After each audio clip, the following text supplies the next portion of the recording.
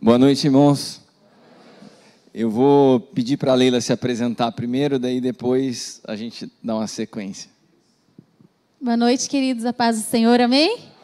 Nós estamos muito felizes em estar aqui junto com vocês, agradecer o convite ao pastor Hélio, à pastora Deise. Já amamos este lugar através da vida dos pais, de vocês, os pastores deste lugar. Estamos nos sentindo muito honrados, muito felizes em estar aqui. E é um privilégio para nós desfrutarmos juntos da presença do Senhor. Tenho certeza que serão dias muito preciosos. Nós também estamos aqui, estamos aprendendo muito em cada conversa, em cada tempo que nós estamos tendo juntos. E isso que é o gostoso, porque a gente tem a oportunidade de compartilhar. Nós vamos falar aqui sobre família. Nós temos 19 anos de casado, 22 anos que nós estamos juntos com namoro, noivado, temos 2 filhos. E eu sei que tem muitas pessoas aqui que talvez tenham mais tempo de casado, e eu acho que isso que é o gostoso, de você ver que em cada fase Deus se manifesta, em cada tempo você poder aprender do Senhor, poder compartilhar das suas experiências também. Então eu sei que esses dias serão dias preciosos na presença do Senhor. Amém? Tem expectativa em Deus daquilo que Ele irá fazer, daquilo que Ele irá derramar neste lugar. Deus não está só preocupado com a sua família. Deus está preocupado em restaurar a sua identidade como mulher, como homem, e isso irá se manifestar na sua casa. Amém? Então fique atento àquilo que Deus irá fazer. Amém? Quero agradecer mais uma vez a oportunidade de estar aqui e vou deixar ele conduzir hoje e amanhã a gente vai ter um tempo de compartilhar um pouco mais. Amém?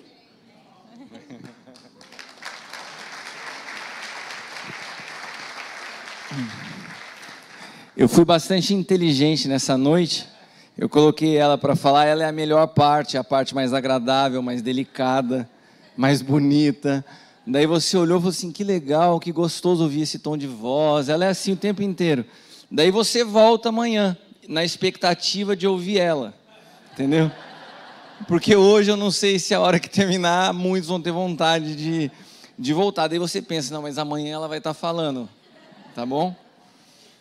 Mas quero fazer das palavras da Leila as minhas palavras. Estou muito feliz de estar aqui, muito mesmo. A gente tem tido a oportunidade de estar em muitos lugares ministrando. Deus tem nos proporcionado isso. O nosso chamado apostólico tem sido um chamado para nações há muito tempo.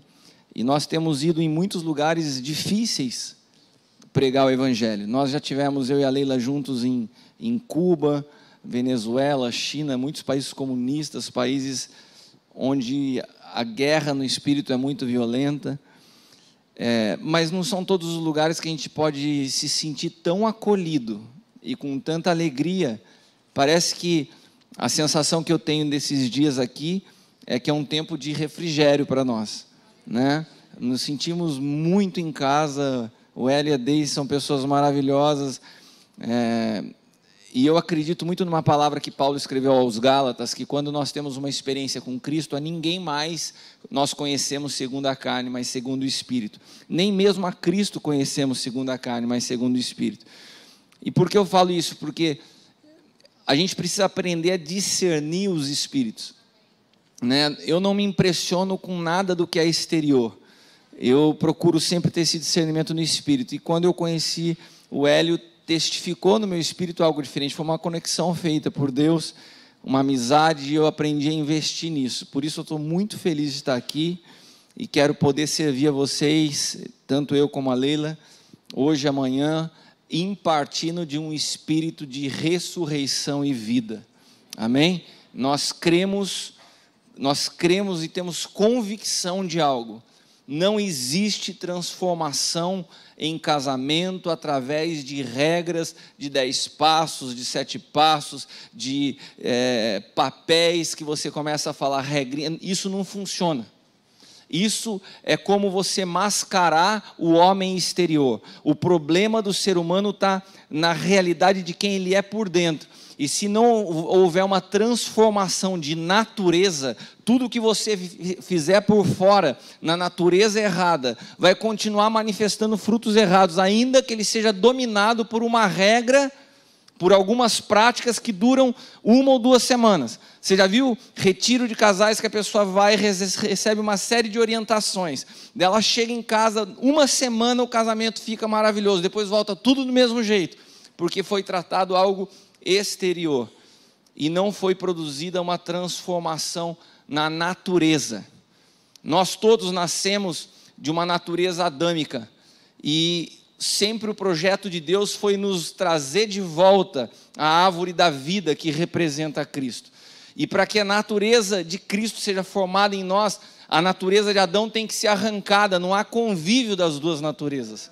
Então o grande processo do homem, quando eu falo homem, falo do ser humano, é essa transformação, essa mudança geográfica de um ambiente para outro, da natureza de Adão para a natureza de Cristo. Sem uma mudança de natureza não há mudança de casamento, não há transformação da família. Então eu quero no dia de hoje, nessa noite, começar colocando alguns fundamentos para que amanhã a gente possa ir para a parte mais prática, porque se nós recebemos os fundamentos do nosso espírito, quando a gente for falar da parte prática, onde eu e a Leila queremos compartilhar juntos, nós vamos estar falando de uma parte prática produzida através de um fundamento espiritual. Amém? Então eu queria te convidar a abrir a sua Bíblia em Gênesis capítulo 37, versículos do 9 ao 10.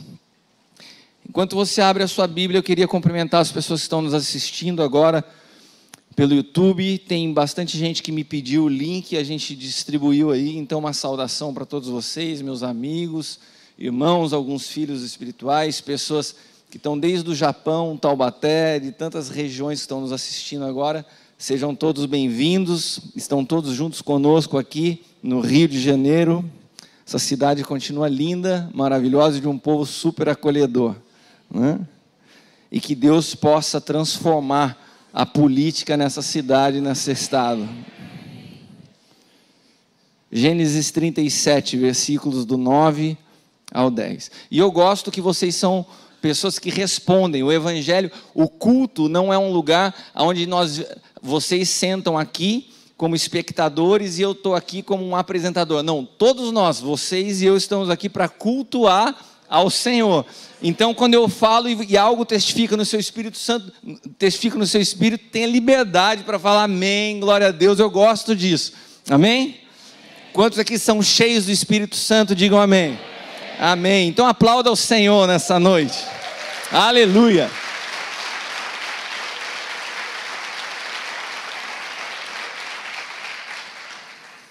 É tudo para Ele, por meio dEle, glória, pois a Ele eternamente. Amém?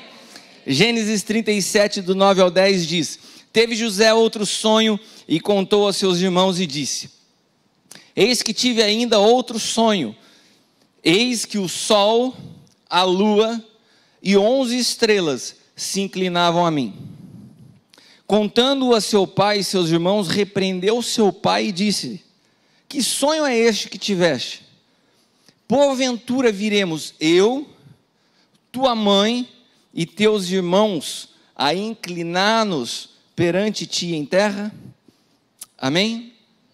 Senhor, nós te damos graças nessa noite, nos rendemos ao teu Espírito. Pai amado, nós sabemos que o Senhor tem um propósito nesses dias, com relação a cada pessoa que está aqui ou está nos acompanhando através da internet. Como o Hélio disse, Senhor, o maior interessado em família é o Senhor. Na verdade, a família é a maior exemplificação da relação de Cristo com a igreja. A maior analogia para nós entendermos o relacionamento entre o Senhor e os homens é a família. Se nós arrancamos os fundamentos da família, nós arrancamos os fundamentos da igreja e perdemos de vista o que é se tornar um contigo. Por isso, Pai amado, restaura os fundamentos, restaura, Pai amado, aquilo que é a tua visão original, e que nós possamos ser simplesmente canal por onde a tua voz seja ouvida nesses dias. Repreendemos, Pai amado, toda resistência no espírito. Lançamos por terra toda estrutura religiosa, cultural, ou todo espírito de humanismo e racionalismo que resistem à tua voz. Damos liberdade ao teu espírito para que se manifeste nesses dias. E abençoamos a tua palavra em nome de Jesus. Amém. Amém. Irmãos, esse é um texto muito conhecido na palavra, quando José tem um sonho, e ele leva esse sonho ao seu pai, e o seu pai interpreta esse sonho. José faz a analogia, José apresenta a figura de 3 elementos: sol, lua e as estrelas. Amém? Repita comigo: sol, lua e as estrelas. Quando Jacó recebe o sonho de José, ele dá a interpretação ao sonho. O sonho foi o sol, lua e as estrelas. E Jacó fala assim: você acha que eu, sua mãe e seus irmãos vamos nos curvar diante de ti? Então Jacó, ele foi rápido em interpretar que o sol representava o governo do homem, a lua representava o governo da mulher, e as estrelas representavam os filhos. Ali existia uma analogia, ali existia um fundamento, um apontamento, uma comparação de Deus da figura do sol com o homem, da figura da lua com a mulher e da figura das estrelas com os filhos. Como eu disse, a família é a maior analogia da Bíblia com aquilo que o Senhor tem interesse em revelar ao homem, que é a igreja. A igreja sempre foi o maior mistério oculto por todos os séculos, revelado em Cristo. O Antigo Testamento é cheio de sombras que apontam para a igreja. A arca apontava para um futuro de uma igreja. O tabernáculo, que é a maior referência, nunca o templo, no formato que nós entendemos, foi analogia de igreja. Interessante isso, né? Quando Deus quer apontar a igreja, ele dá o projeto da arca. Ele traz a Moisés o projeto do tabernáculo, que eram tendas móveis. A nuvem andava, o tabernáculo se desmontava e caminhava, apontando para uma igreja que se move ao ouvir a voz de Deus, que não está estabelecida em si mesmo, a não ser que ela seja conduzida pelo Senhor por onde. Agora, o templo não. O templo não foi um projeto de Deus, o templo foi um projeto de Davi. Davi chega e fala assim: não é possível, eu estou num lugar desse, num palácio, o senhor fica em tendas, eu vou construir um templo. Daí o senhor fala assim: beleza, vai, é desejo do seu coração, deixa você construir, o projeto é meu, mas você constrói. Apontando que um dia, Deus permitiria que a igreja pudesse se reunir em estruturas, mas desde que se obedecesse ao projeto que vem do céu.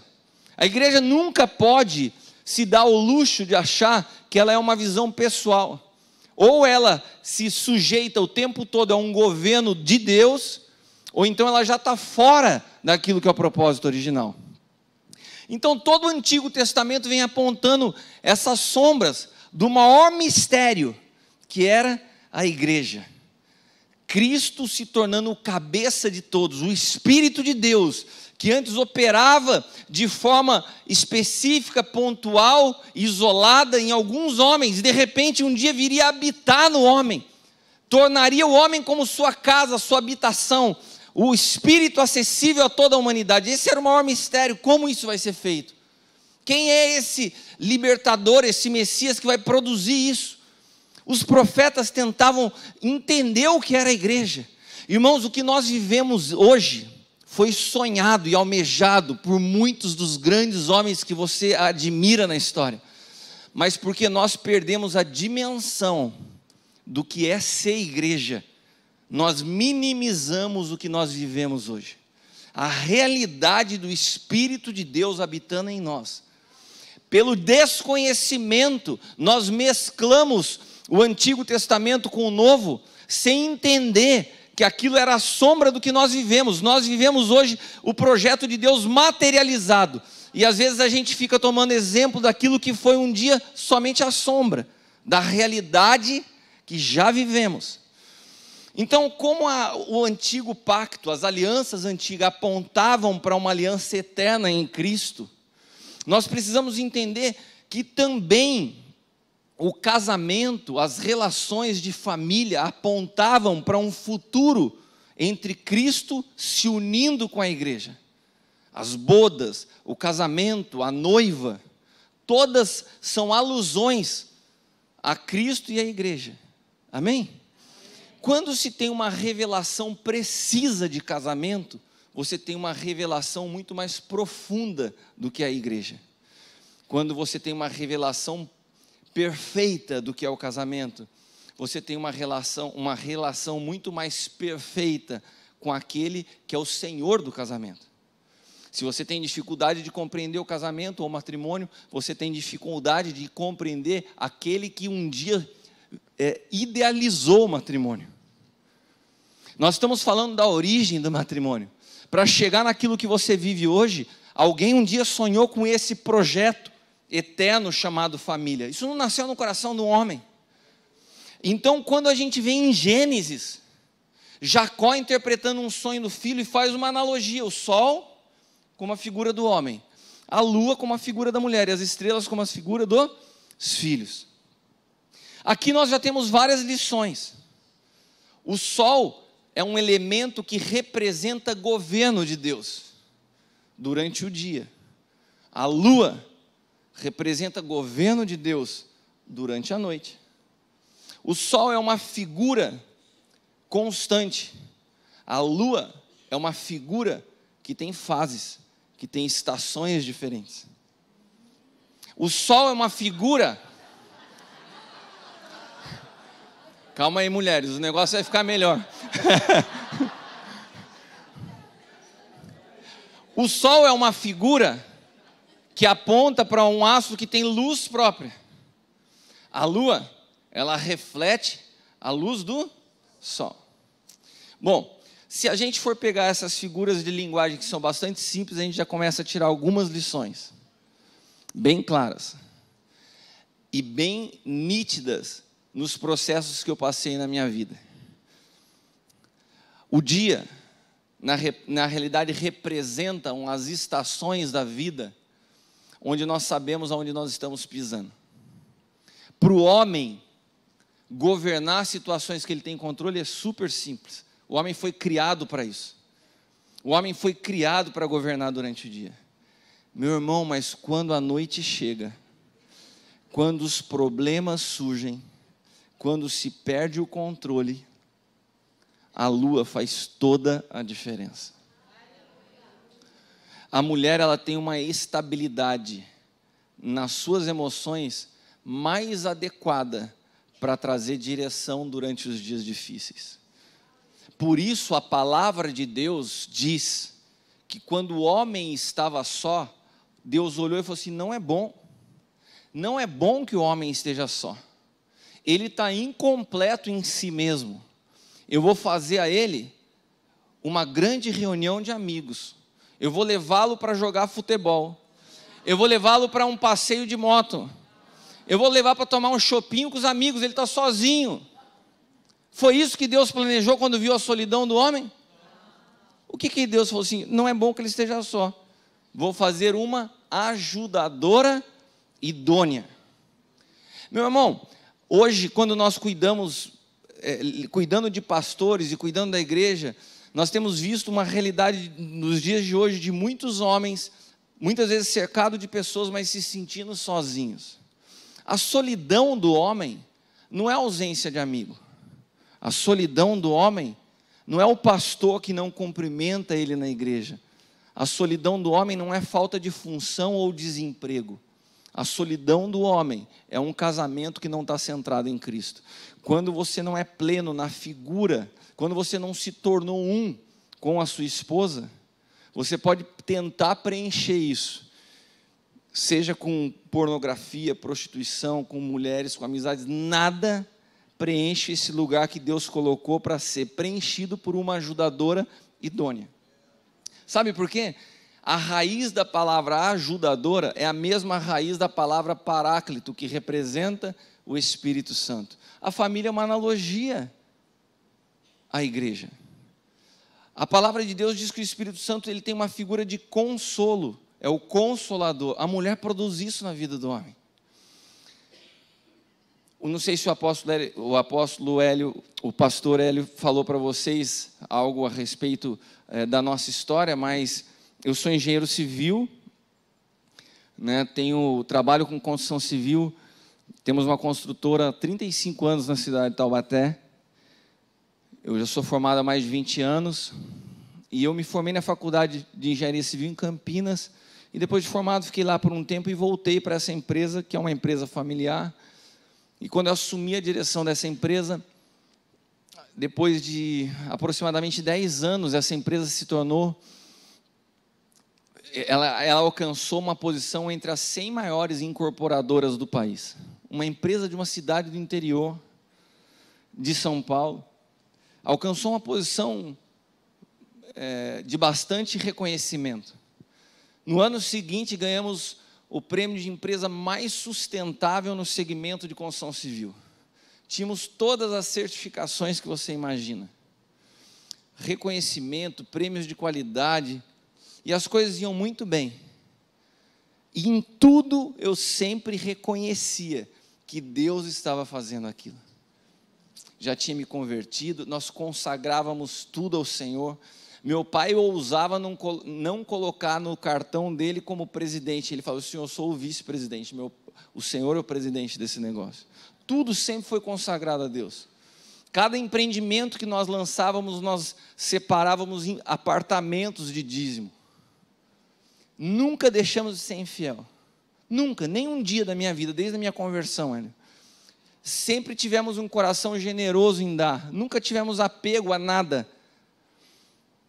Mas aprove a Deus que quando essa crise econômica chegou ao país, aquilo que nós levamos quase 30 anos para construir, se diluísse pelo vão dos meus dedos em pouco mais de um ano. Nós começamos a perder tudo. Um processo violentíssimo de morte, de desconstrução de uma reputação, de tentar entender como que o diabo tinha encontrado espaço na minha vida. Até um dia que eu orando, o Senhor falou para mim assim, eu falei: Senhor, mas como que o diabo toca a vida de alguém que é dizimista fiel? E o Senhor falou assim: não foi o diabo, fui eu que toquei. Daí eu fiz outra pergunta para o Senhor: mas o que eu te fiz? O que eu te fiz? E ele falou assim: porque eu te amo. Eu vou me revelar a você, e agora começa um processo de morte. Eu vou falar mais a respeito disso depois. Mas, meus irmãos, eu quero dizer para vocês que esses foram dias muito, muito difíceis. E nesses dias, eu entendi a força do que é uma esposa em Cristo. Eu entendi o que é você ter um casamento blindado no meio das adversidades. O que é ter um ambiente de celebração em meio ao caos. O que é ter vida no meio da morte. Porque uma coisa é a realidade. Se a mulher, ela simboliza a lua e ela reflete, a lua reflete a glória do sol. Eu quero dizer uma coisa aos homens que estão aqui e são casados. 90% dos problemas no matrimônio são responsabilidade do marido. Não vai ninguém me pegar lá fora. É a Bíblia que diz isso. Se você abrir a sua Bíblia em 1 Coríntios, capítulo 11, versículo 7, diz assim: o homem, pois, não deve cobrir a cabeça, porque é a imagem e glória de Deus, mas a mulher é a glória do homem. Olha que interessante. A palavra glória, ela faz alusão à plena manifestação de algo. A glória de Deus é Cristo. A plena manifestação do Pai na terra é o Filho. Então, o Filho é a glória do Pai, porque glória significa, resumidamente, em poucas palavras, plena manifestação de algo. Vocês estão entendendo? Então, se o Filho, Cristo, é a plena manifestação do Pai, a plena manifestação de Cristo é a igreja, somos nós. No casamento, é a mesma analogia. Se você não entende o casamento, você não entende a igreja. Ou seja, você quer conhecer um homem de Deus, converse com a sua esposa. Você quer saber se alguém está ministrando fundamentado na verdade? Veja, olhe, observe. A gente poderia até deixar a Leila sentada aqui de frente para vocês hoje, para vocês poderem olhar as expressões dela enquanto eu ministro. Estou brincando. Mas essa seria uma maneira de vocês falarem assim, deixa eu ver se o que esse cara está falando é verdade, porque isso é uma realidade. A plena manifestação de quem um homem é, não está em nada, nenhuma conquista exterior, mas está naquilo que a sua esposa manifesta. Preste atenção. A sua mulher, ela não precisa de estabilidade financeira, ela não precisa de um bom pregador, de um bom pastor, de um bom mestre, de um bom teólogo dentro de casa. A sua mulher precisa que a tua vida exterior seja compatível com a verdade que você carrega dentro. Quando há coerência naquilo que você fala com aquilo que você é, você produz um ambiente estável na tua família. Eu gosto muito de ministrar para a família junto com a minha esposa, porque se você quer saber a realidade de um homem, você tem que perceber quem, porque a Bíblia fala que nós somos um. Não tem uma metade que caminha com vida própria. Então essa situação de governo do dia e da noite eu vi na prática na minha vida. Eu vi a realidade do que é. Você quer saber para um homem qual é a maior frustração? Porque de fato Deus colocou algumas responsabilidades diferentes, apesar que nos tempos que vivemos essas responsabilidades elas se invertem com muita facilidade. Hoje as mulheres trabalham, em um tempo não trabalhavam, né? Hoje os homens às vezes necessitam ajudar em casa, no passado isso era um absurdo. A grande realidade é que o casamento ele não está preso a uma estrutura engessada de papéis. O casamento ele está preso em que os dois, homem e mulher, possam se encontrar em Cristo. Quando eu estou escondido em Cristo e a minha esposa está escondida em Cristo, nós nos encontramos nesse ambiente e daí não tem conflito. Daí não tem assim, isso é seu papel, isso é o meu papel. Mas quando nós não estamos em Cristo, vira um conflito de defender posição e território. Isso é tua responsabilidade, isso é minha, isso é teu direito, isso é teu dever, vira uma cobrança.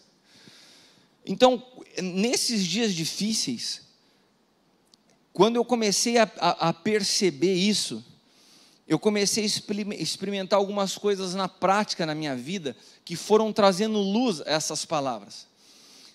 Eu acabei até falando por ela, eu escrevi um livro nesse período que se chama Cristo de Dentro para Fora. O mesmo tempo que eu tenho de vida com a Leila, 22 anos, é o tempo que eu tenho de conversão.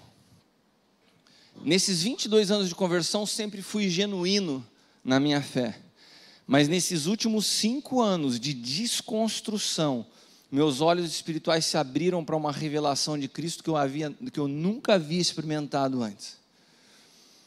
Cristo foi formado em mim de uma forma violenta nesse período, porque, meus irmãos, a gente pode ir para um lado, para o outro, mas a realidade é que o Evangelho, ele forma em nós a Cristo através de processos na vida que precisam desconstruir o nosso eu. Ele precisa assumir o controle por completo, enquanto você insiste em conduzir a sua vida, porque o Evangelho não é uma melhora de vida, o Evangelho é a perda da tua vida para que Cristo se torne a sua própria vida.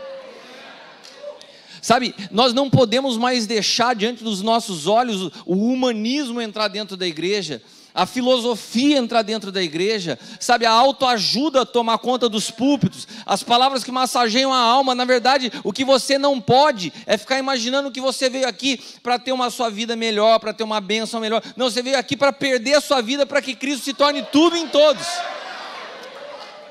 Amém? E isso não quer dizer que as coisas vão piorar. É lógico que quando a gente tem Cristo, a gente tem tudo, mas a motivação correta faz toda a diferença. Se não há disposição de perder, você não pode ganhar. O próprio Senhor nos disse: você quer ganhar a sua vida? Então esteja disposto a perder. Porque se você quiser preservar a sua vida, daí, meu amigo, daí você perde de fato. E a gente viu que isso aconteceu na prática com os discípulos, não é verdade? Jesus fala essa palavra, todos ouviram. Eu imagino que Pedro falou assim: nossa, estou empolgado, eu já entendi. Eles achavam, cara, sabe qual que é o maior mal da igreja nos dias de hoje? É a cultura do já sei. Você começa a falar um versículo, porque todo mundo hoje tem muito acesso à palavra. O cara se converte, tem 10 mil mensagens no YouTube. Daí você vai falar, já sei. Tem cara que se converte hoje, ouve o pastor e fala assim: esse cara já está falando errado, porque ouviu. As pessoas são mestres do Google. É a cultura do já sei. A cultura do já sei foi o que dominou os discípulos. Jesus falou assim: já entendemos essa palavra. Tinha um rapaz entre eles que era diferente. Tinha em torno dos seus 15 anos, segundo alguns historiadores, que era João. João era um menino. E João, ele tinha uma paixão diferente por Cristo. E ele ouvia de uma maneira diferente as palavras que vinham do Senhor. E é interessante que quando as coisas começam a ficar mais claras, eles percebem que o reino não era desse mundo, que eles iriam perder muitas coisas. E quando a cruz chega, você olha e cadê os discípulos? Eles não tinham ouvido que quem tivesse disposição de perder a vida ia ganhar, mas todos fugiram por quê? Para preservar suas vidas. E você encontra um jovem na cruz.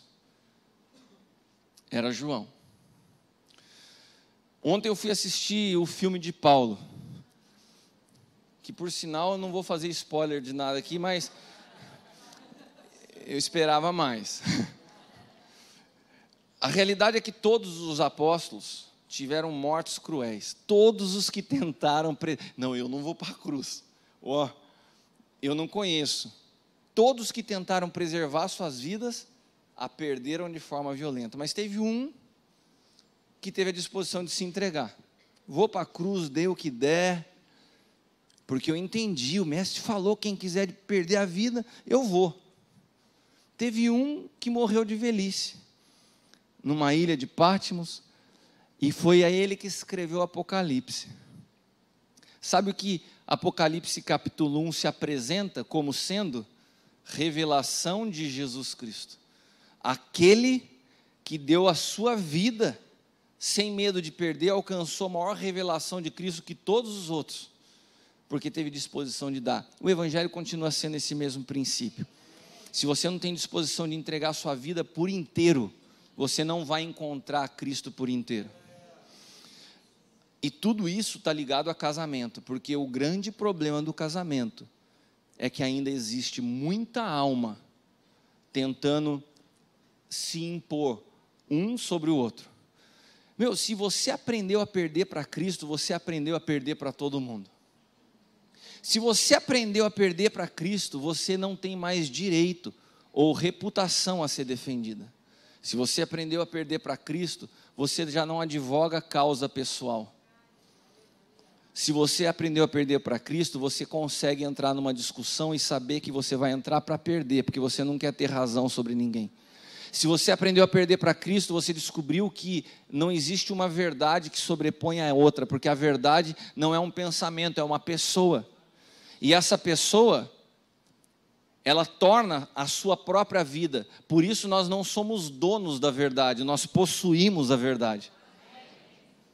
E se eu possuo uma verdade que habita em mim, mas habita na minha esposa, a gente vai chegar na verdade, não vai chegar num posicionamento pessoal. Hoje nós temos visto brigas tão infantis em relacionamentos, porque na verdade não há um conhecimento da verdade.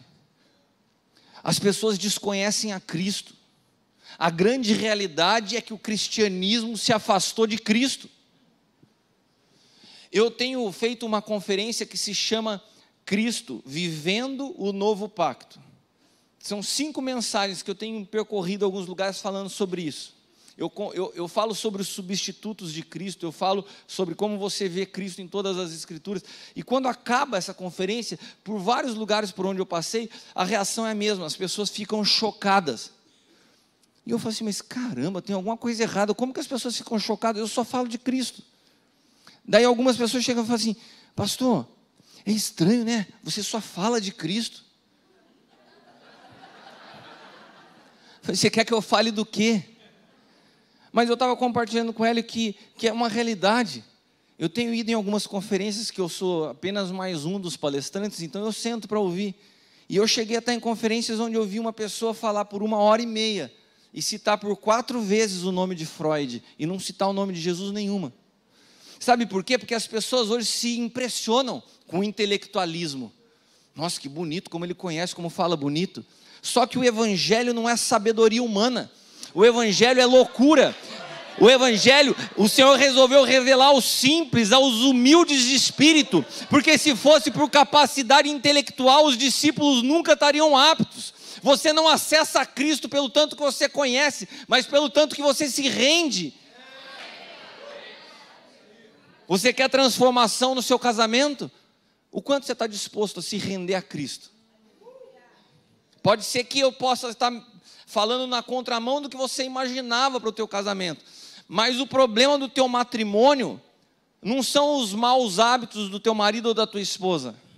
Os problemas do teu matrimônio é o teu orgulho que impede Cristo de assumir o controle da tua vida. Nós somos orgulhosos demais para reconhecer as nossas fragilidades e o nosso fracasso.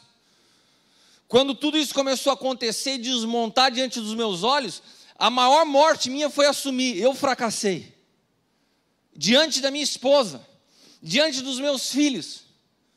E eu poderia ter ouvido. E agora, o que a gente vai fazer? E como que nós vamos manter um padrão de vida? E isso e aquilo. Mas graças a Deus, eu encontrei uma mulher que estava em Cristo. Irmãos, eu nunca vi, estou falando diante dela, diante de vocês, em 22 anos, a Leila reclamar de alguma situação e dificuldade para mim. Em anos onde nós aprendemos a sair de um padrão de vida que nós tínhamos condições de fazer tudo o que você imagina, a depender de cada providência de Deus, até para ir de carro à igreja, porque não tinha recurso para gasolina. Eu me lembro no dia, nós temos uma sede da empresa em Taubaté, uma sede muito bonita, que depois a gente comprou o terreno do lado, ampliou. E tudo que eu fiz, na verdade, eu tinha um princípio, eu queria glorificar a Deus, mas eu queria honrar meu pai, que é o fundador da empresa. Então a gente ampliou, fizemos uma sede bonita, uma sala legal para ele, né? Instalações mais modernas, amplas. E no meio dessa crise, a gente veio a perder o prédio.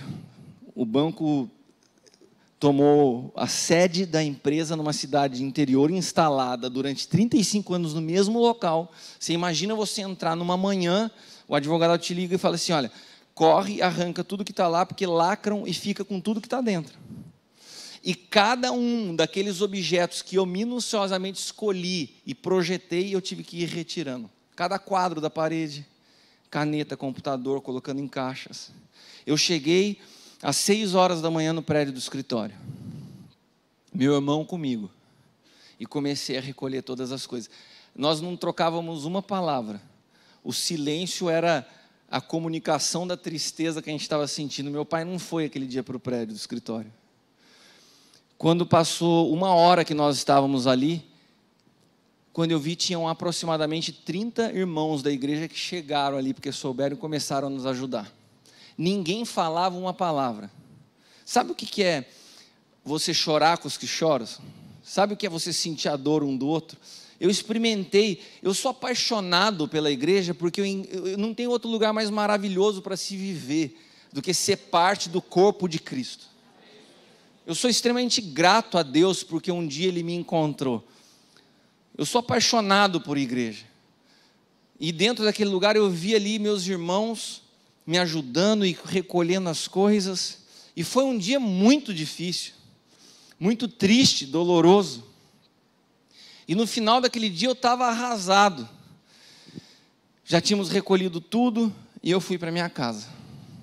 Quando eu cheguei em casa, a Leila abriu a porta sempre sorrindo. Oi, amor. Ela sabia o dia que eu tinha passado. Ela sabia que eu estava entregando o prédio de 35 anos, parado na porta da avenida de entrada da cidade, todo mundo tinha acesso, vendo o que é em termos de humilhação, de reputação, tudo que você construiu, uma marca que se tinha se levantado por 30 anos como uma marca que representava, recebeu uns prêmios da prefeitura, tinha tanta coisa, até cogitado para ser prefeito da cidade eu fui. Daí de repente você vê da noite para o dia tudo isso, e você chega em casa, a sua esposa com um sorriso no rosto, fala assim, oi amor, como que foi o dia? Eu falei, amor, não me deu oportunidade para pecar, como foi o dia? Eu quero só tomar um banho. Ela falou assim, o senhor me deu uma palavra. Eu falei, o que o senhor te falou? Que hoje é uma noite de celebração. Eu falei, amor. Eu falei assim, veio ser espiritual demais para o meu gosto, amor. Se ela é minha metade, essa é a metade espiritual da minha vida. A outra estava que era... Eu falei, tá bom, amor, deixa eu tomar um banho. Eu falei assim, pedi demais para mim, né? Eu entrei no banho, estou lavando minha cabeça lá. Sabe quando você está quase dormindo no chuveiro, que você não consegue nem raciocinar direito? De repente o Espírito Santo me fala assim, ouve a tua esposa, é isso que eu quero. Eu saí do banho, quieto, sem graça.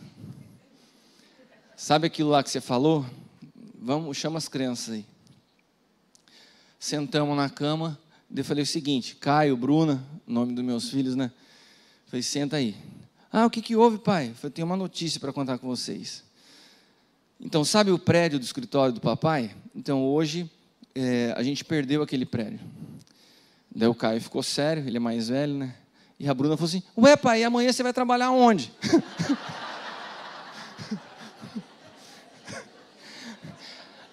Daí o Caio já vira assim, Bruna, ele vendo que é sério e ela não entendendo. Não, eu quero, aonde eu vou trabalhar amanhã, não sei, filha. Na verdade, a pergunta dela foi muito inteligente, porque da hora eu fiquei pensando, verdade, o que eu vou fazer amanhã? Falei, amanhã eu não sei, mas eu estou aqui para outra coisa. Deixa eu falar uma coisa para vocês. Vocês cresceram vendo os seus pais servindo a Deus. Nós amamos o Senhor. Não é verdade? Não, é verdade, pai. Então eu quero que vocês entendam algo. Nós não amamos o Senhor por aquilo que Ele nos dá. Nós não amamos o Senhor por aquilo que Ele faz. Tudo aquilo que o Senhor nos dá, Ele pode tirar, porque tudo pertence a Ele. Agora, a nossa posição, eu não sei o que vai acontecer daqui para frente. A gente perdeu o prédio, a gente pode perder tudo. Mas a nossa posição não vai mudar. Nós vamos continuar adorando a Ele e nós vamos preservar a alegria nessa casa. E hoje nós vamos fazer um culto de gratidão a Ele. Beleza? Beleza, pai. Cantamos, oramos.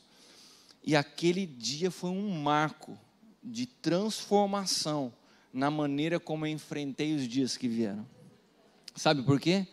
Porque havia alguém capaz de trazer governo durante a noite. Porque havia uma mulher sábia edificando a casa. Porque naquele momento da minha luta eu não estava apto a ter o discernimento que ela teve. Só houve em mim a habilidade de ouvir a voz do Espírito para falar assim, ela tem razão. Então quando os dois estão caminhando em Cristo, essa voz não vai ser uma para um e outra para outro. A gente vai ouvir a mesma voz. Amém? O que eu estou querendo dizer é que as crises, os problemas financeiros não são justificativas para você falar assim, mas a gente está num problema de casamento porque estamos passando. Isso é uma mentira do inferno. Nós estamos passando dias difíceis. Nem posso dizer mais isso porque a gente aprendeu a se alegrar nos dias difíceis. Mas nós passamos por essas situações que são só financeiras. E isso não roubou da nossa vida a alegria. Isso não me impediu de continuar com aquilo que o Senhor confiou a mim, que é o Evangelho. Pelo contrário, aprendi ainda mais a confiar nele, me apaixonar por ele, a ver um Deus provedor. Porque muitas vezes eu fazia o que me dava vontade, porque eu tinha recursos e condições para fazer. Hoje eu faço as mesmas coisas, só que antes eu espero e pergunto para ele, daí ele tem que mandar o recurso. Eu aprendi a ser mais paciente e a obedecer. E qual a chave? Como se consegue isso? O casamento, como eu falei, é como a união de Cristo com a igreja. E eu quero ler com vocês um texto que está em João capítulo 17. Sobe aqui, amor. Ó, vocês já vão ter um pitaco hoje, hein? Para ficar melhor.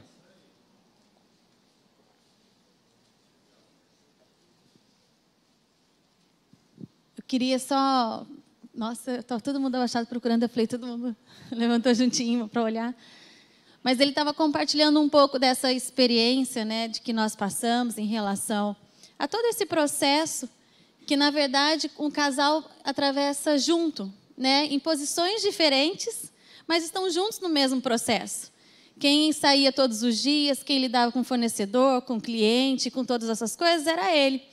E quem estava em casa na retaguarda, era eu. Então, nós estamos na mesma luta em posições diferentes. E ele falou muito aqui a respeito do meu papel, de tudo isso. E ele falou a respeito da questão financeira, que às vezes é só um problema financeiro. E realmente, eu acredito que dentre as escalas, o financeiro é o mais raso. E realmente, tinha dias na nossa casa que a gente falou assim, como que nós vamos fazer hoje? E Deus sempre provia. Mas nunca gerou no meu coração, como esposa, dentro da minha casa, em relação aos meus filhos, nenhum tipo de insegurança. Eu nunca me senti insegura nos dias difíceis. Porque ele era capaz de nos proteger com as suas habilidades, suas forças, alguma coisa assim? Não, mas porque eu vi um marido completamente rendido a Cristo no meio dos processos. Não teve nenhum dia que eu não vi ele orando dentro do escritório dele, se rendendo ao Senhor e completamente dependente do Senhor. E isso foi o que gerou segurança na nossa casa nesses dias difíceis. Porque a questão financeira, um dia você tem e um dia você não tem, né? A questão financeira ela é muito cíclica. Um dia você está super bem, da noite para o dia você pode não estar. E o contrário também. E quão difícil é você conviver com uma pessoa que as suas emoções está pautada nisso. Então, você tem um marido que um dia é amoroso, porque está tudo bem no trabalho. No outro dia, você tem um marido estúpido dentro de casa, porque o dia não foi bom. Então, tem pessoas que pautam as suas emoções dentro da sua vida financeira. E isso não é uma realidade, porque ela é muito vulnerável. Mas o que nos deu segurança e nos guardou nesses dias mais difíceis foi a capacidade dele de se render e da gente poder ver. Isso que foi o mais tremendo, quando ele falou assim, dia de celebração, eu celebrei de fato ao Senhor, porque eu vi aquilo que o Senhor estava moldando diante dos meus olhos. Eu pude ver entrar um marido e sair outro do meio do processo. Não tinha como eu não ter um coração alegre no Senhor por aquilo que Ele estava produzindo, por mais que as circunstâncias fossem adversas. Mas eu vi o meu marido ser transformado diante dos meus olhos, através desta circunstância. Então, marido, não coloque sobre os teus ombros que você vai conseguir proteger a sua casa por aquilo que você é capaz de trazer de recurso para ela. Mas traga sim sobre você essa proteção de Cristo ser gerado na sua vida. Isso sim trará estabilidade na sua casa. Isso sim trará segurança à sua esposa, aos seus filhos. Aí sim eles estarão seguros. Amém? É ilusão você achar que você consegue proteger a sua casa porque você tem um bom salário e sustenta ela. Amém? O que vai gerar essa segurança é você permitir que Cristo seja gerado em você. Amém? E só mais uma coisa que ele estava falando aqui a respeito de papéis. É tão interessante quando você entende que vocês se encontram em Cristo e Cristo passa a ser a sua própria vida, porque você começa a manifestar a natureza de Cristo. Então, se você manifesta a natureza de Cristo, a honra faz parte da sua vida.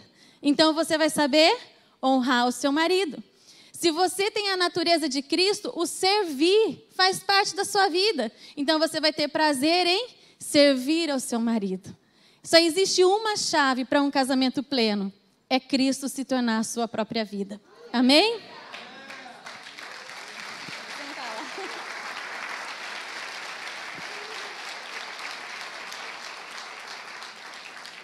Eu falei que é a melhor parte.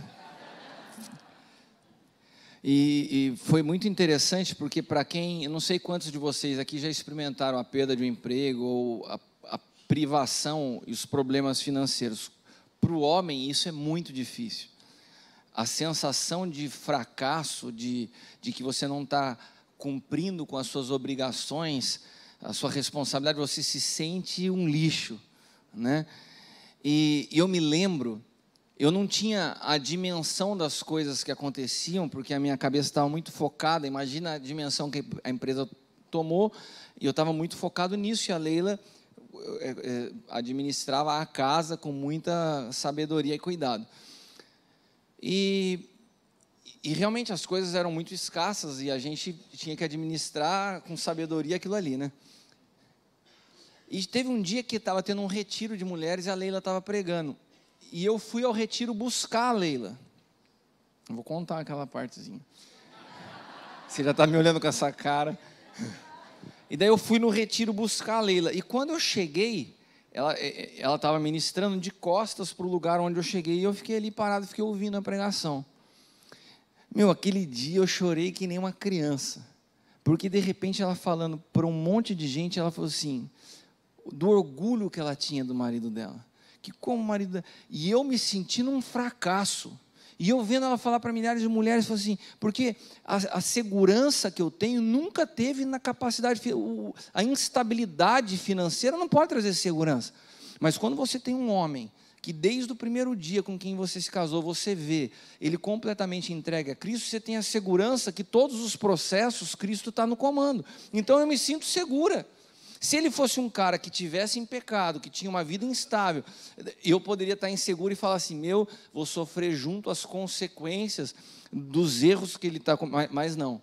Quando eu sei que o meu marido está em Cristo, então a figura do sacerdote, ele está muito mais ligado à vida dele com Cristo do que a capacidade de prover, porque a provisão vem dele. E naquele dia eu lembro que a Leila tinha umas coisas muito engraçadas, para lidar com as dificuldades, sem se tornar um peso para mim. Então você imagina que mulher tem as suas necessidades, tem a necessidade de comprar suas roupas íntimas, e ela não me pedia nada. E ela não me pedia nada, eu não comprava nada. Daí chegava, às vezes tinha noite que a gente ia dormir, a Leila aparecia com uma cueca minha. Eu falei, o que você faz com a minha cueca? Ela chegava assim e falava assim, amor, é tão confortável, é tão gostosinho isso aqui para dormir. E cara, eu inocente, falei assim, é meu, que legal amor, você gosta? Daí tá eu lá no retiro já chorando, né? Ela falando para as mulheres que eu me sinto segura. E eu falei, caramba, eu me senti num nada, e ela falou, eu me sinto segura nele, porque ele está sempre buscando a Deus. E eu estava, todo dia que ela me via buscando a Deus, eu estava chorando, desesperado na presença de Deus. Mas ela se sentia segura me vendo chorar na presença de Deus. Glória a Deus. Daí, beleza. E ela estava lá e eu já estava, cara, chorando. Deus falando comigo, você está vendo? Você está comigo, você está bem na fita com a sua esposa, cara. É isso aí, né? Daí, de repente, ela entra numa área e fala assim, e a gente tem que parar de ser aquelas mulheres goteiras, que reclama, que murmura, que cobra, que não sei o quê. Porque vocês vejam bem, eu estou há 1 ano sem comprar uma roupa íntima. Eu podia falar para ele assim, amor, não tem dinheiro. Sabe o que eu faço? Eu pego uma cueca dele lá. E quando ele olha, eu falo assim, amor, eu acho gostoso. Cara, daí eu olhei e falei assim, ela não acha confortável nada, está precisando.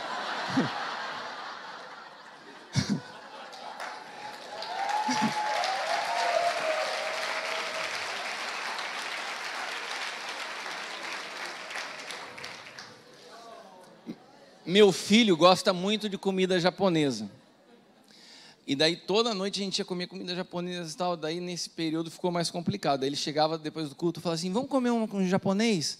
Daí a Leila falou assim, eu tenho um misto quente lá em casa. Ah, mãe, eu quero... Não, mas ela não falava assim, não, filho, não tem, seu pai não tem dinheiro para comer japonês. Sabe, a gente não deixou entrar dentro de casa um espírito de miséria. A gente não deixou entrar dentro de casa um espírito de murmuração. Os dias podiam ser difíceis, mas a gente estava o tempo inteiro celebrando. As crianças, meus filhos, nunca deixaram de sonhar por causa dessas dificuldades. Até hoje, eles alimentam neles que eles vão estudar em outro país, que eles vão fazer uma universidade fora. Todos os projetos que eles têm, eles continuam sonhando. Eles não experimentaram isso porque nós não permitimos que as condições externas determinassem as condições internas. O exterior não pode determinar quem você é. Por isso nós precisamos entender que o que nos mantém de pé é a nossa identidade, não a realidade exterior. Ah, você tá... Pode vir, amor. Ela só vem se vocês derem um aplauso para...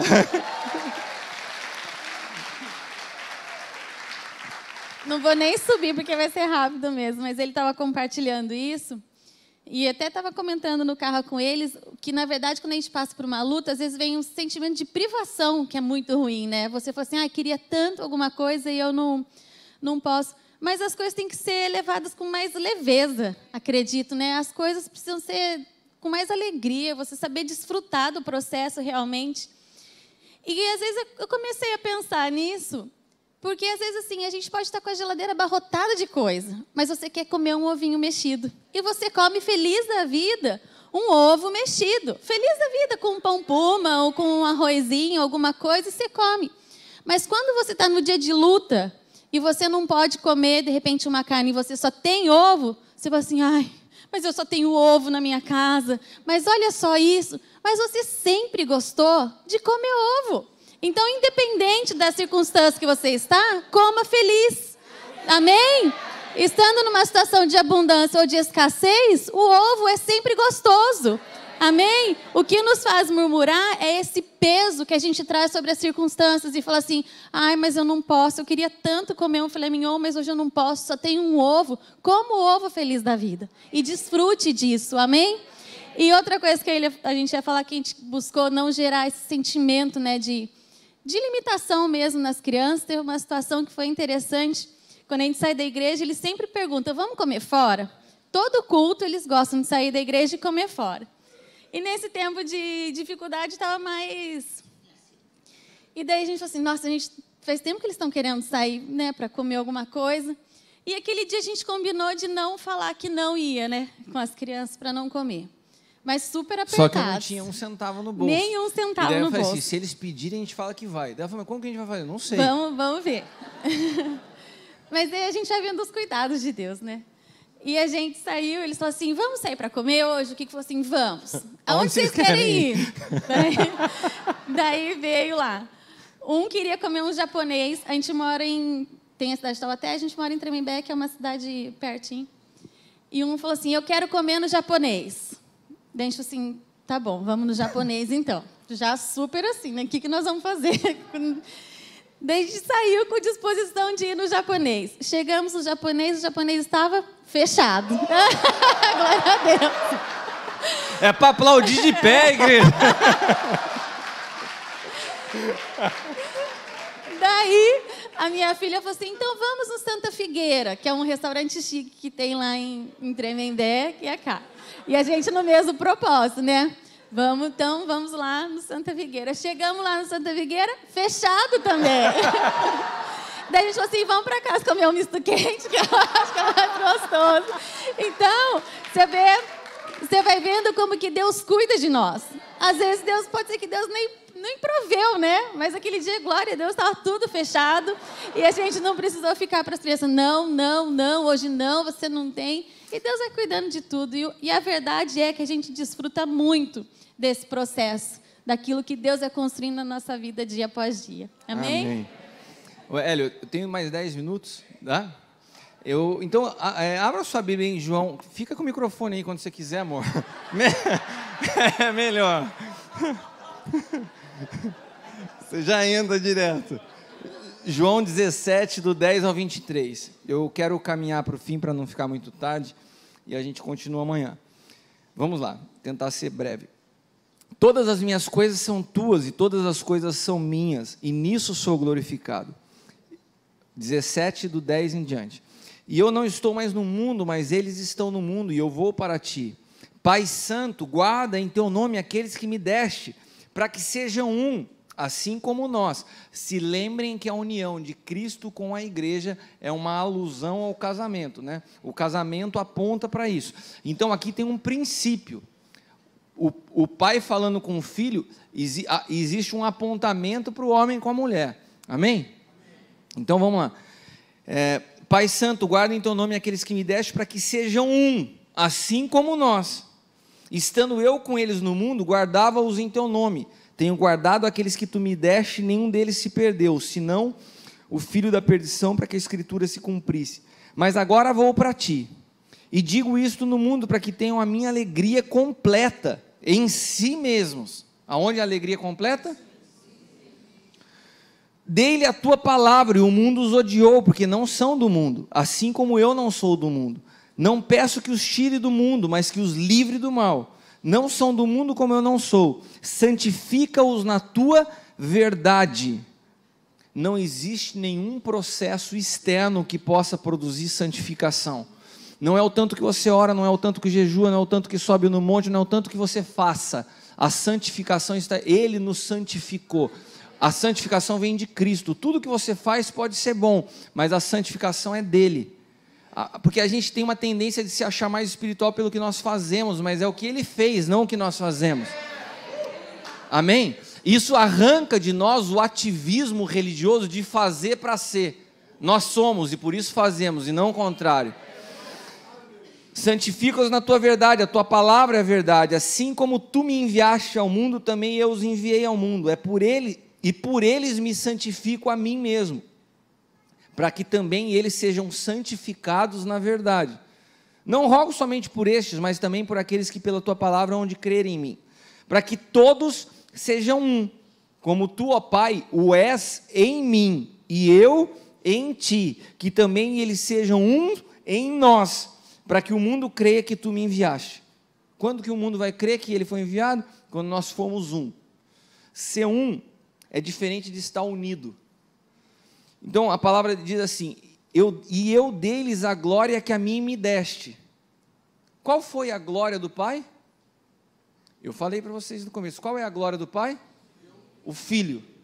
Agora o Filho, Jesus, fala assim, a glória que o Senhor me deu, eu dou a eles. Mas como assim? Se a glória do Pai é o Filho, como que o Filho dá a glória que é ele aos outros? A glória do Pai é Cristo. Jesus foi o primeiro homem que recebeu, que veio transportando a Cristo. Agora Jesus, homem, sobe, mas o Espírito de Cristo é dado à humanidade. Então a glória que Jesus carregava, Ele distribui sobre nós. A glória do Pai que estava sobre o Filho, agora eu vou, mas eu dou a eles essa glória, essa experiência de ser um, eu dou a eles, eu concedo a eles, eu dei-lhes a glória que a mim me deste. Para quê? Para quê que o Espírito Santo? Para que eles se tornem um. Meus irmãos, a nossa relação com Deus nos dias que vivemos é diferente dos dias do antigo pacto. Antes se relacionava com Deus através de um ambiente externo. Hoje Deus habita em nós, é uma realidade completamente diferente. Nós precisamos entender que existia uma jurisdição no passado, existe outra jurisdição hoje. Jurisdição é a maneira como Deus se movimenta nessa relação com o homem. Mudou, os pactos mudaram, nós estamos hoje no pacto eterno, que todos nós temos acesso, porque nós nos tornamos um com Ele. Nós podemos falar disso um pouco mais para frente, mas aqui tem uma palavra que é chave. Eu neles e tu em mim, para que sejam perfeitos. Daí essa palavra no original não é unidade. Sua Bíblia está unidade? Se você está com uma Bíblia de papel, risca a palavra unidade e escreve um. Porque no português vem traduzido para unidade, mas a realidade é que ela segue falando, eu neles e tu em mim, para que eles sejam perfeitos no um. Ou, se você quiser usar uma tradução melhor ao pé da letra, para que eles sejam perfeitos na unicidade. Unicidade é diferente de unidade. E para que o mundo conheça que tu me enviaste a mim, que os tem amado, e eles como têm amado a mim. Por que eu me detive nessa palavra hoje como fundamento? Porque o projeto de Deus para o casamento deixará o homem, seu pai e sua mãe, unir-se à sua mulher, e serão ambos uma só carne. É o mesmo projeto do pai do filho para a igreja. Cristo se tornar um conosco, nós nos tornarmos um com as nossas esposas. O tornar um não é estar unido. Você já viu o casal falar assim, nossa, a gente é muito parceiro. A gente está muito unido. A unidade, ela pode ser rompida, a unicidade não. A unidade acaba na primeira divergência, a unicidade não. A unidade é caminhar junto com naturezas diferentes. A unicidade é uma fusão de naturezas.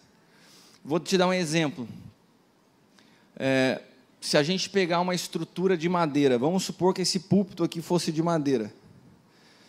E ele tem esse pedestal e tem essa prancha aqui em cima. Ela estaria provavelmente parafusada ou pregada. A madeira está intimamente ligada ao prego ou ao parafuso. Elas estão unidas. Sim ou não? Vocês estão entendendo? A natureza, a dilatação térmica da madeira é igual à dilatação térmica do aço? Por quê? São naturezas diferentes. Se você tacar fogo nessa estrutura, a madeira acaba, o prego fica. Porque eles respondem de maneira diferente a uma ação externa. Então a unidade, ela acaba quando situações externas acontecem, porque as reações são distintas. Um casamento que tem unidade, mas não está em Cristo e não há unicidade, quando passa por problemas tende a acabar. Porque cada um enfrenta de uma maneira. Agora, o que é a unicidade? Quando Jesus fala isso, ele estava dando o exemplo da videira. O que é a videira? A videira, ela precisa ser ferida, rasgada. E daí você pega um ramo, e o que você faz no ramo? Você rasga o ramo, rasga a videira, e daí você faz o que na agricultura se chama enxerto. Quando esse ramo é enxertado na videira, a própria natureza, a vida da videira flui para o ramo. Esse é o princípio de quem está enxertado em Cristo. Não é que você está coladinho nele, não é que você está sentadinho do lado dele, não é que Jesus... Não, ele se torna um contigo, a vida dele passa a fluir sobre a tua vida. Por isso a palavra diz que nós temos a mente de Cristo. Nós não estamos colados com Cristo, nós temos a vida dele fluindo em nós. E quando nós nos tornamos um com Cristo, e a nossa esposa se torna uma com Cristo, nós nos tornamos um. E quando nós nos tornamos um, nós nos tornamos inseparáveis. Você sabe por que muitos matrimônios nunca chegaram a acontecer? Porque só houve união de carne, nunca houve unicidade no espírito. Porque o que Deus uniu, o homem não separa. A separação acontece quando Cristo nunca foi o centro da relação. Por isso, hoje, se nós queremos como igreja, de fato, tratar o assunto casamento, nós precisamos começar a tratar das próximas gerações. Os nossos jovens estão chegando nos casamentos muito mal preparados, porque começam conhecendo suas namoradas através de relação sexual, começam se beijando, eles têm primeiro uma conexão na carne, para depois começar a pensar no espírito. E na verdade o que sustenta um relacionamento não tem nada de carne, é o espírito. Se nós como igreja não começarmos a inverter e não permitir mais que esses padrões do mundo caminhem para dentro, nós não vamos conseguir, nós não vamos mudar a realidade da quantidade de separações e divórcios que estão acontecendo no meio cristão hoje em dia. Nós precisamos começar a tratar a essência de levar os nossos jovens, as nossas crianças a entender que o padrão do mundo não serve para um casamento.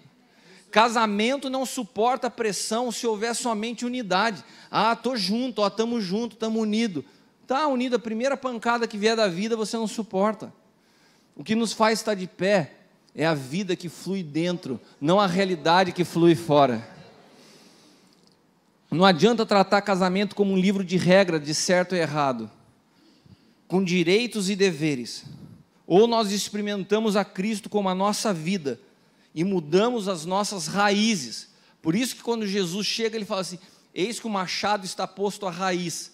Ele não veio produzir para você uma melhora da sua vida, ele veio arrancar e julgar a natureza adâmica que te governava até hoje. Esse pensamento e essa visão almática da vida, para que o Espírito possa te governar. E com isso eu quero terminar.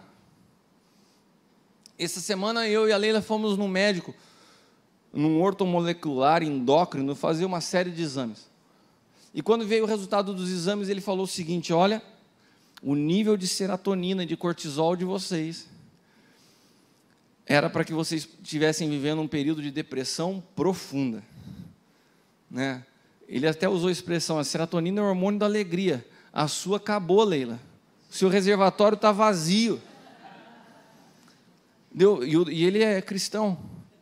Ele falou assim: se eu fosse descrever a realidade de vocês, o Espírito está sustentando o teu corpo. Meus irmãos, isso aconteceu de fato na nossa vida. É como se nós não permitimos que o corpo, toda a natureza genética, o funcionamento dos hormônios determinasse a nossa realidade. Quem governa a nossa vida é o Espírito. E daí deixa eu te contar uma coisa. No dia seguinte, a gente foi, o médico era aqui em Teresópolis, a gente viajou 4 horas de carro para vir para cá, voltamos tarde. Quando chega no dia seguinte, eu fui levar as crianças na escola, a Leila não foi. Ela sempre vai comigo, a gente leva as crianças e vai para a academia. Naquele dia ela falou assim: amor, estou cansada, eu vou ficar. Eu falei: beleza. Daí estou eu, o Caio e a Bruna no carro. Vocês já perceberam que a Bruna é uma figura, né? Daí ela falou: e aí, pai, como que foi ontem lá no médico? Eu falei: foi legal, filha. Mas o que é esse médico aí? Eu falei assim: ele vê um negócio dos hormônios, ele falou até que a sua mãe está com o estoque do hormônio da alegria acabado. Falei: minha mãe está com o hormônio da alegria acabado? Eu falei: tá. Depois, o que faz aí? Qual que é o tratamento, pai? Eu falei assim: ele vai fazer uma reposição hormonal, ele vai colocar mais desse hormônio da alegria nela.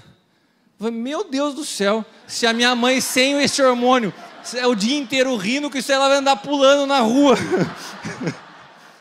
Cara, até uma criança percebe que, ainda que o corpo, que a natureza, que o físico aponte uma realidade, nós não permitimos que isso seja determinante na nossa vida.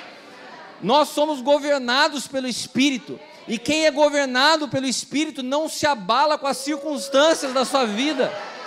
E isso está disponível para você, para o teu casamento. Nós somos chamados para sermos felizes, plenos em Cristo. Amém? Eu quero te dizer uma coisa: eu estou arrancando nessa noite toda desculpa para que o seu casamento seja feliz. Eu estou arrancando nessa noite toda justificativa para você falar: não dá. Não importa se a situação financeira não seja boa, não importa se as discussões acontecem. O que você precisa é estar em Cristo, se render. E daí tem 4 princípios que são importantes que eu aprendi na minha vida. A palavra de Deus diz que Ele é o caminho, a verdade e a vida, que Ele é o alfa e o ômega, o princípio e o fim. Muitos conhecem a Jesus como princípio. Muitos esperam a Jesus como o fim, mas não conhecem Ele como caminho. Sabem que um dia entregaram a sua vida a Jesus, sabem que um dia vão estar com Ele, mas não conseguem desfrutar, como a Leila falou, de Cristo no meio dos processos. E como caminho, Ele nos apontou alguns elementos que nos guiam pela vida. O que Ele passou como caminho, sendo o caminho, abre o entendimento que nós precisaremos passar por Ele. Ele não é o caminho? Então eu vou precisar passar. O quê? Getsemane, cruz, sepultamento e ressurreição. O que é o Getsemane? É o dia que você fala assim: eu não vou esperar que alguém arranque a minha vida, eu entrego. Senhor, eu vou parar de resistir, eu me entrego. Eu dou, eu estou entregando a minha vida. A cruz é o lugar onde você é exposto, aonde publicamente a sua reputação é colocada em jogo. Quando te criticam, quando te julgam, e você fala assim: Senhor, Hoje já não importa mais isso. Consuma a sua obra até o final, a tua disposição de se entregar. É a morte do teu eu, é a morte da justiça própria, é a morte da tua soberba, é a morte do teu orgulho. Esse é o processo da cruz. O maior inimigo da cruz é você mesmo, não é o diabo. Quem resiste à cruz somos nós, porque nós queremos preservar a nossa vida, a nossa imagem. Isso é a natureza adâmica. E daí quando você pensa que a cruz te arrebentou, tem mais uma etapa, que é o sepultamento. A palavra sepultar significa apartar da vista. Sabe o que isso quer dizer? Que a partir desse momento não importa mais os seus belos olhos azuis. Quando Deus olha para você, Ele tem que enxergar Cristo. Ele precisa colher o que Ele semeou. Ele semeou o Filho, para colher o Filho em nós, não para colher a sua vida melhorada. Ele quer Cristo em você. E por isso você tem que sair de cena, para que Cristo se manifeste. Quando nós passamos por essa etapa, meus irmãos, daí nós podemos viver o que Filipenses 3,10 nos diz. Quero conhecer a Cristo, o poder da sua ressurreição, mas através da participação dos seus sofrimentos, tornando-me com Ele um em sua morte, para que de alguma forma eu possa alcançar a ressurreição dentre os mortos. Se eu me aproprio da morte de Cristo, eu experimento da sua vida. Se eu resisto à morte, eu não consigo ter a vida. Então nessa noite, eu queria concluir com isso. Nós precisamos ter a disposição de nos render. Sabe, quando eu entendi que eu passaria por um processo e o Senhor me avisou, eu relutei por alguns minutos, mas eu falei, Senhor, eu não entreguei minha vida a Ti de brincadeira, eu vou até as últimas consequências, eu me rendo. Algumas pessoas nessa noite precisam fazer isso. Você precisa se render. O teu casamento, amanhã a gente vai falar de aspectos práticos dessa vida com Cristo no seu casamento. Mas hoje, agora, o que cabe a nós é simplesmente nos render. Senhor, assume o controle. Aquilo que eu não posso resolver, a mudança de temperamento que eu espero, a situação dos filhos, o quadro financeiro, eu me rendo. Eu tenho que entender que Tu és Senhor, que o Senhor tem o governo, que Tu és o meu Pai, que o Senhor cuida de mim. Sabe, descansar em Deus é demonstração de fé, e sem fé é impossível agradar a Deus. Ou a gente descansa e confia que Ele é o nosso Pai, ou a gente vai seguir, tentando na força do nosso braço, falar para Ele o seguinte recado: eu não me sinto seguro do Senhor assumir a direção da minha vida. Então nessa noite, eu queria orar por você, que tem disposição de se render completamente ao Senhor, e não cutuca a tua esposa e nem cutuca o seu marido, é com você. Se você se render, as coisas começam a mudar. Amém? Quantos entenderam? Amém. Fecha os teus olhos onde você está. Se você está de mão dada com a tua esposa, com alguém, eu queria que agora fosse um momento teu. Essa é uma entrega voluntária e pessoal. O Getsemane foi um lugar pessoal. Você percebe que Jesus tentou voltar e pedir a oração dos seus amigos, mas eles estavam dormindo, porque o Getsemane é um lugar que você enfrenta sozinho.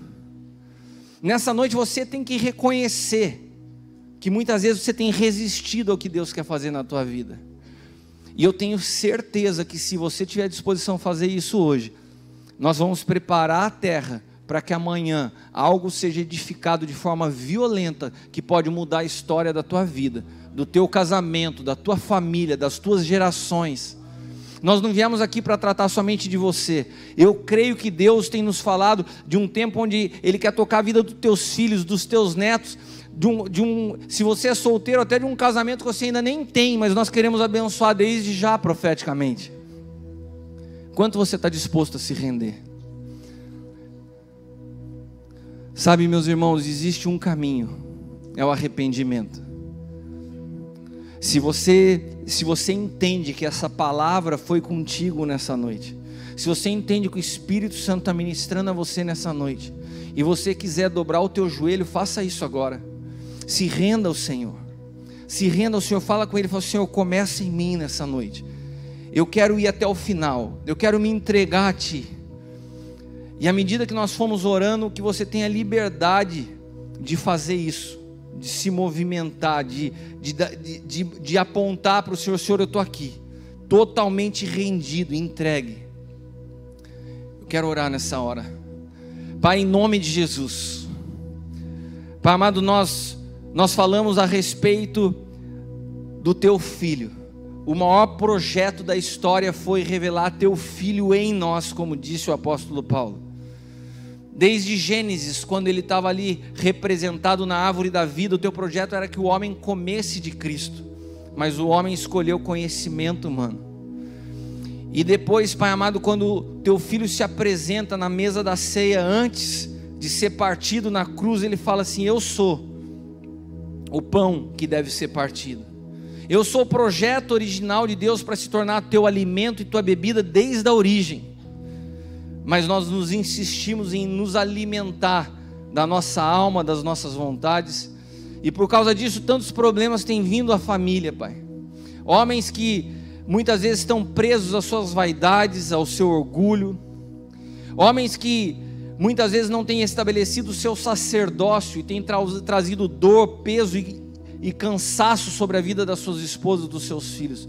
Mas nessa noite nós queremos entregar o nosso jugo diante do Senhor e tomar de Ti, do Teu jugo que é leve, que é suave. Pai amado, arranca o peso que muitos têm carregado nas costas. Famílias que parece que estão por um fio, pessoas que estão há anos dentro da igreja, mas não tem uma transformação de dentro para fora. Pai amado, só o Senhor conhece o interior de cada pessoa que está aqui nessa noite, e nós queremos liberar uma palavra de vida, e declarar que se há disposição de se apropriar da morte, como disse Paulo, nós podemos experimentar de uma nova vida, a Tua vida em nós, essa vida que nos enche de alegria no meio da dor, que nos traz a paz que excede o entendimento, que traz a vida que venceu a morte. E quando nós experimentamos isso, o que nós temeremos? Tua palavra diz que o verdadeiro amor lança fora todo medo. E eu quero nessa noite romper com todo medo que tem escravizado pessoas nesse lugar.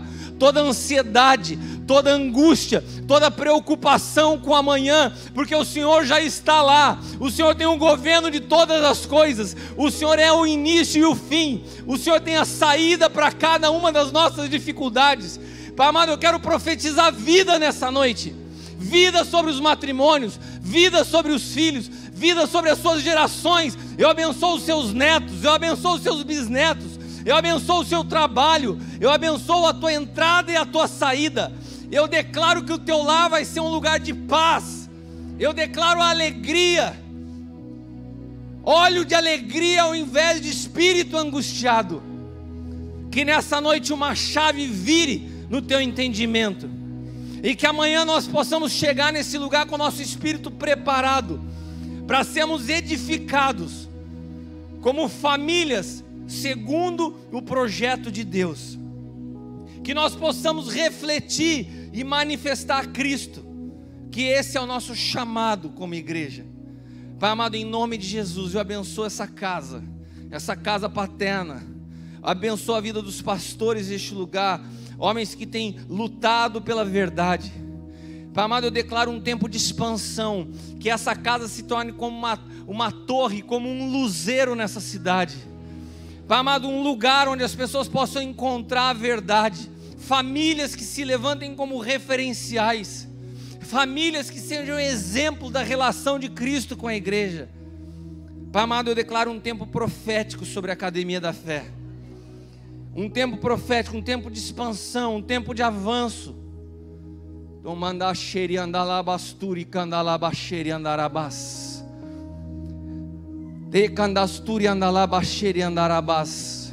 Eu não sei se tem alguém aqui nessa noite que se chama Carlos Alberto. O Senhor me fala de um nome, Carlos Alberto.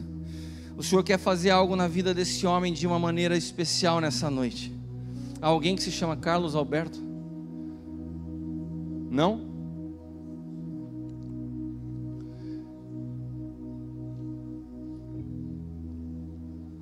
Eu não sei se tem alguma esposa, alguma mulher, alguém que tenha alguém que conheça essa pessoa, mas eu quero orar por esse homem. Senhor amado, eu sei que as impressões do nosso espírito, elas não são em vão, e eu quero colocar nas tuas mãos a vida desse homem agora. Eu não sei quem ele é, mas o Senhor sabe. E se tem uma coisa que nós perdemos, é o medo de nos envergonharmos ou da nossa reputação. Eu simplesmente falo o que o Senhor me pede. Eu coloco a vida desse homem diante de Ti. Eu não sei se ele é familiar, se ele está me assistindo pela internet, mas eu sei que o Senhor tem algo na vida desse homem agora. Pai amado, esse homem carrega uma culpa. Eu não sei se é pelo histórico do seu passado, pelos erros que ele cometeu, mas nessa noite, aonde você estiver, o Senhor te diz: eu te amo e eu te perdoei. O teu passado não determina o teu futuro comigo. Eu declaro uma noite de cura, uma noite de perdão. Há pessoas que acham que o que estão vivendo hoje é uma colheita dos pecados e dos erros do passado. Eu quero te dizer uma coisa, pode até ser, mas hoje, se houver de fato um arrependimento e uma disposição de se render, o Senhor quer começar a partir de hoje uma nova história.